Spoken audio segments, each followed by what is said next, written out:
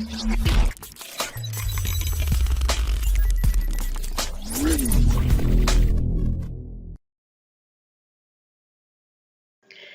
Segunda Guerra Mundial.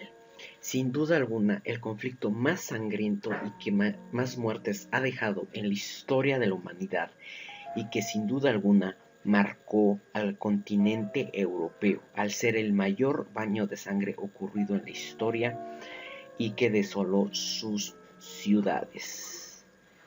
A pesar de que ya han pasado numerosas décadas desde este suceso, no cabe duda que aún hay huellas de este conflicto a lo largo del continente. Pero sin embargo, tal vez será por la gran huella que dejó este conflicto que muchas veces se omite que la Segunda Guerra Mundial, allá por los ya lejanos años 40, no fue la última vez que Europa se vio manchada de sangre, y mucho menos fue la última gran carnicería o matanza en la historia de dicho continente. La última vez que dicho continente se vio tremendamente manchado de sangre, no solo por una pequeña guerra, sino por literalmente un baño, una masacre, un genocidio total, fue hace apenas en los años 90.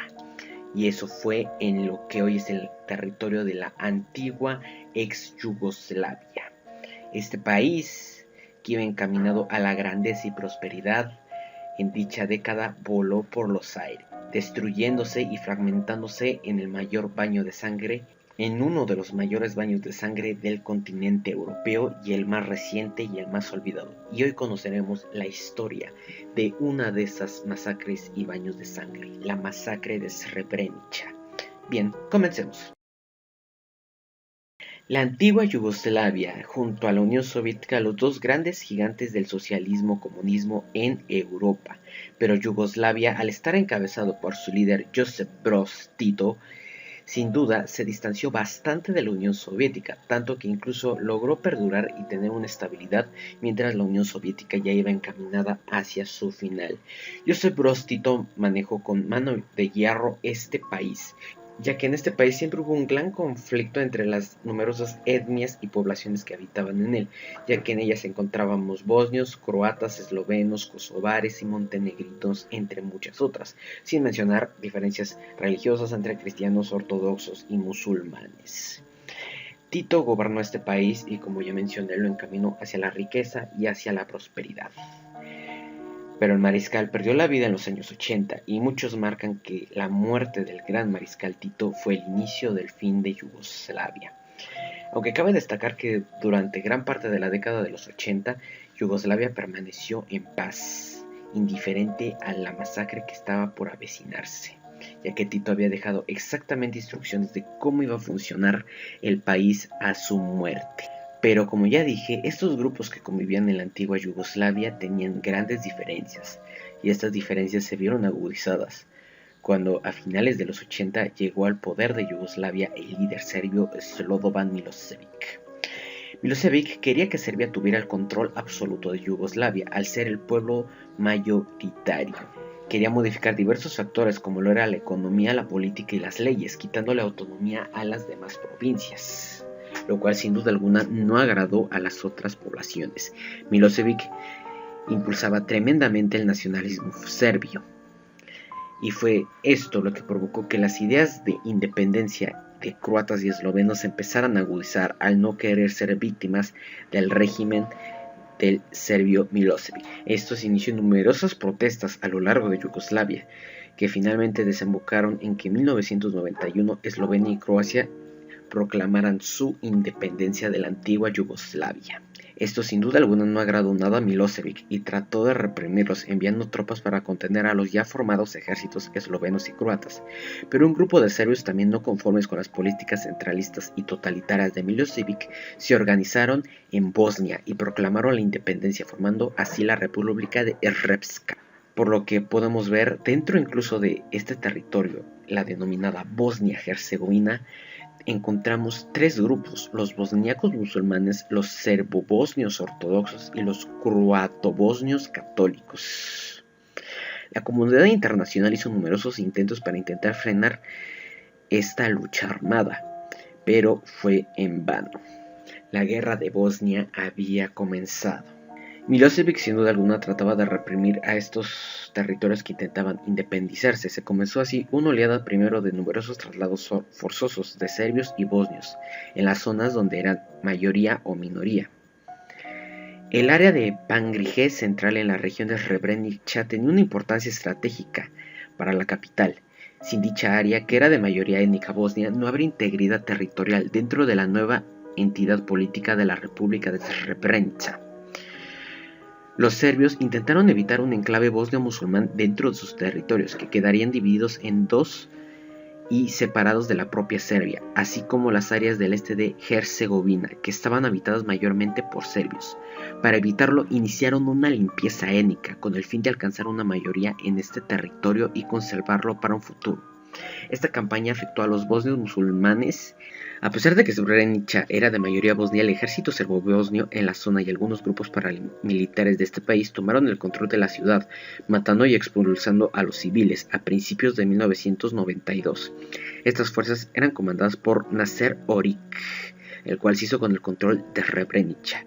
El territorio que pasó a su control de dicha ciudad era de una superficie de 900 kilómetros. Durante estas operaciones se ha denunciado que las fuerzas bosnias al mando de Oric perpetraron importantes matanzas entre la población civil. Estos hechos tuvieron gran influencia en el fatal desenlace del enclave.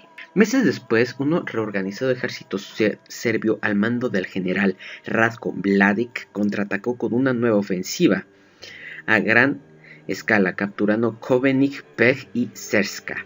Enseguida, el enclave de Srebrenica, bajo control bosnio, quedó reducido a tan solo 150 kilómetros. La población bosnia de los pueblos de alrededor huyó en masa hacia Srebrenica, presa del pánico, incrementando la población de la ciudad de los 50.000 a 60.000 habitantes.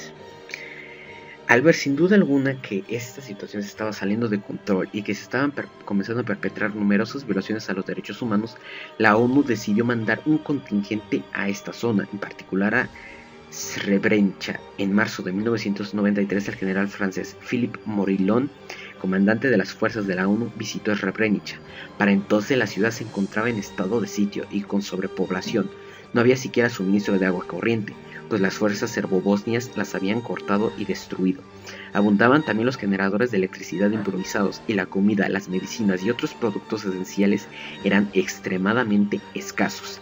Antes de partir, el general Morillon dijo a los aterrorizados habitantes de Srebrenica en un discurso público que la ciudad estaba bajo la protección de la ONU y que nunca los abandonaría. Sin embargo, para la protección de dicha zona segura no se estableció ningún elemento disuasorio de carácter militar. Si bien el secretario general de la ONU, Brutus Gali, había advertido que sería necesario al menos 30.000 soldados para hacer efectiva la protección de la ciudad, la comunidad internacional rehusó aportar más tropas y en su lugar acordaron desplegar tan solo 7.500 efectivos. En 1994 los serbobosnios intentaron tomar y aislar la ciudad, saboteando sus suministros, pero el golpe final iniciaría a fraguarse a inicios de 1995.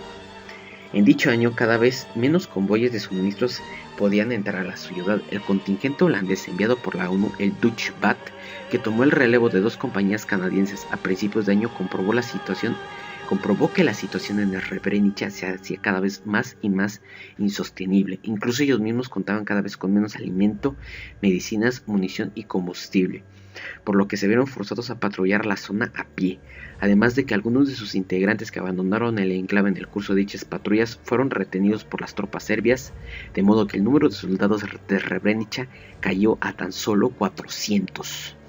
El teniente coronel Thomas Karremans, que estaba al mando de dichas fuerzas, denunció posteriormente que los bosnios impidieron la llegada de numerosas municiones y suministros a dicha ciudad. Y fue en marzo de 1995 que el general Radovan Karadzic ordenó dar una solución final al problema de Srebrenica. Debido a que el enclave fue declarado como zona segura por la ONU, más de 60.000 civiles se encontraban refugiados en la ciudad. El general Ratko Mladic decidió atacar Srebrenica. El día 6 de julio, dos columnas penetraron 4 kilómetros en el área para detenerse a tan solo 1 kilómetro de la ciudad. Al amanecer del 10 de julio, las tropas del batallón holandés hicieron disparos de advertencia por encima de las tropas serbias y lanzaron bengalas con morteros, pero nunca abrieron fuego directo contra ellos. El coronel Kerramans hizo peticiones urgentes de apoyo aéreo a la OTAN, que por diferentes motivos fueron denegadas. El 11 de julio la ciudad cayó en manos serbobosnias. 25 civiles, en su mayoría mujeres y niños, se dirigieron a la fábrica de baterías de Potokari, el cuartel general de los Cascos Azules, 5 kilómetros al norte de la ciudad, para ponerse bajo la protección de estos soldados, mientras que 15.000 civiles, hombres y combatientes trataron de escapar de la amenaza que se cernía sobre ellos. Emprendieron la huida a través de los bosques hacia Tuzla. El 11 de junio, el mando de la República de Srpska recorrió las calles de la ciudad ante una cámara de televisión y Mladić hizo numerosas declaraciones. Posteriormente, el 12 de julio se citó en el hotel Bratunac con el coronel Kerramans. Ahí le reprochó los ataques aéreos de la OTAN y, según los testimonios recogidos en la posterior investigación, frente a un cerdo degollado, Mladić le dijo a Kerramans: esto es lo que os espera a ti y a tus hombres si no obedeces y no haces lo que te ordenamos. El coronel aceptó todas las exigencias del general serbio, permitiendo incluso que lo fotografiaran bebiendo aguardiente con el general. Dicha imagen fue difundida por los medios serbios a toda la comunidad internacional. Mladić también visitó el campamento de Potokari, donde tranquilizó a los refugiados y les dijo que iban a ser trasladados en autobuses hacia zonas bajo control bosnio. En estas imágenes se puede ver claramente que Mladić repartió caramelos a los niños. Estas imágenes fueron transmitidas en la televisión serbia, sin imaginarse que estos niños encontrarían pronto su final a manos de dicho general.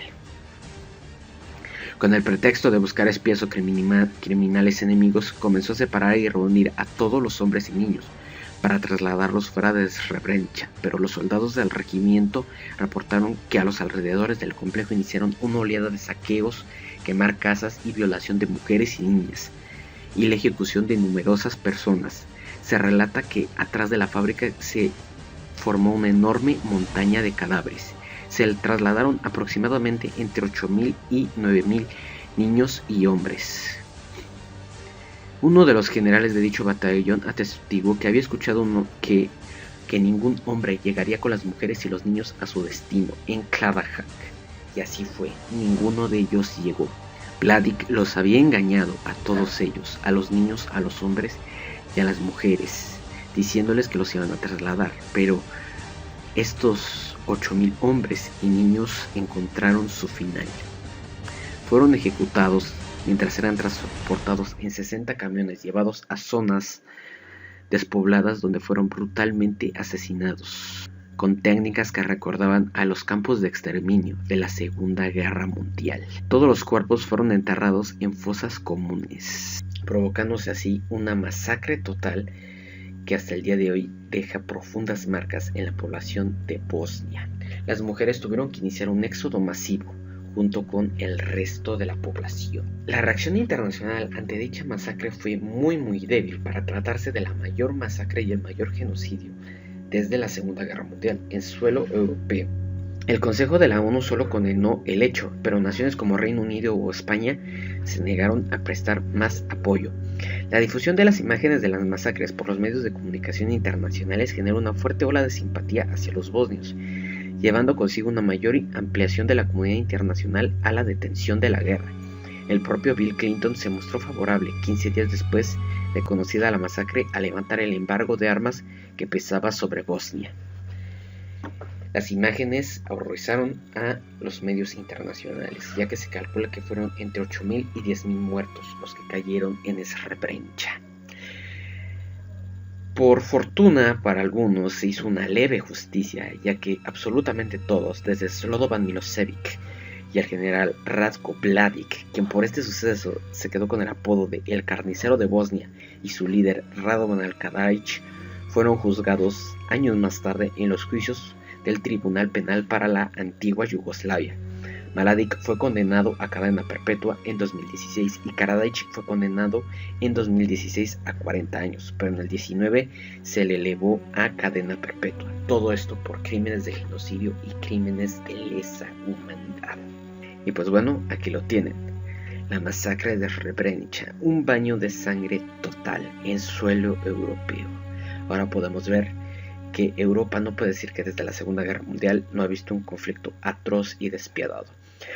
La guerra de Bosnia y en general todo el conflicto que aconteció a la desintegración de la antigua Yugoslavia es todo un tema que comúnmente es muy omitido y que podría dar para numerosos videos.